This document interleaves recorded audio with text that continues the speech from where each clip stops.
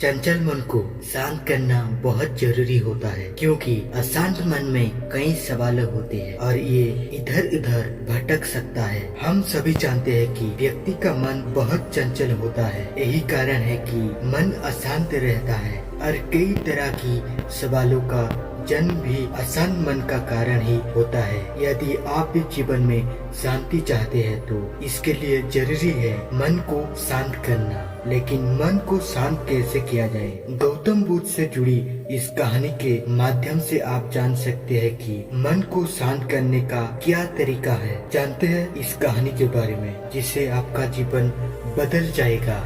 एक बार एक लड़का गौतम बुद्ध के पास जाकर कहता है, मेरे जीवन में बहुत अशांति है, कृपा करके आप मेरा मार्गदर्शन कीजिए जिससे कि मैं इस अशांति से छुटकारा पा सकूं।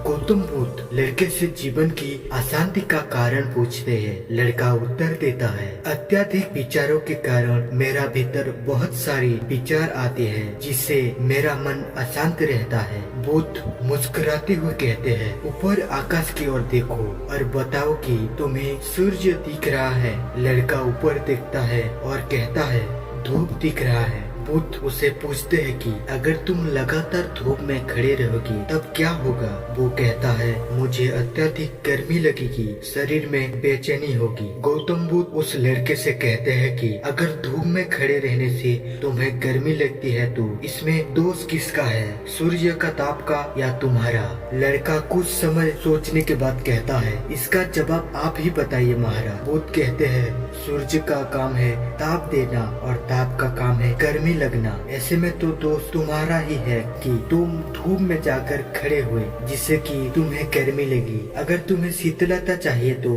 तुम्हें छाव में रहना होगा। ठीक इसी तरह चंचल मन का भी स्वभाव होता है विचारों और भावनाओं को जागरूक करना। विचार क्षण भर के लिए होते हैं, लेकिन विचारों से पैदा हुए भावनाएं देर तक टिकी रहते हैं। लेकिन तुम्हें ये निर्णय लेना है कि तुम्हें विचार और भावनाओं के साथ चलना है या अलग दिशा बनानी। बुद्ध कहते हैं, मन को शांत करने के लिए तन के आयाम पर काम करना सबसे आसान तरीका है। शरीर के स्तर में कर्मेंद्रिय और ज्ञानेंद्रिय है। कर्मेंद्रिय कर्म से जुड़ी होता है और ज्ञानेंद्रिय ज्ञान से जुड़ी होता है। ऐसे हम अपनी संवेदनशीलता को बढ़ा सकते हैं, यानी हम जो भी काम करें उसे आनंद के साथ करें।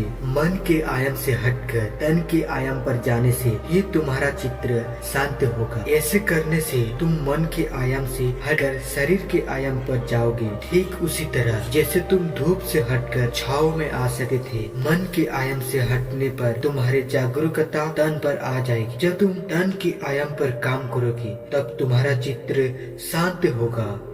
इसीलिए हर काम को तन के आयाम पर करने से मन शांत हो जाता है।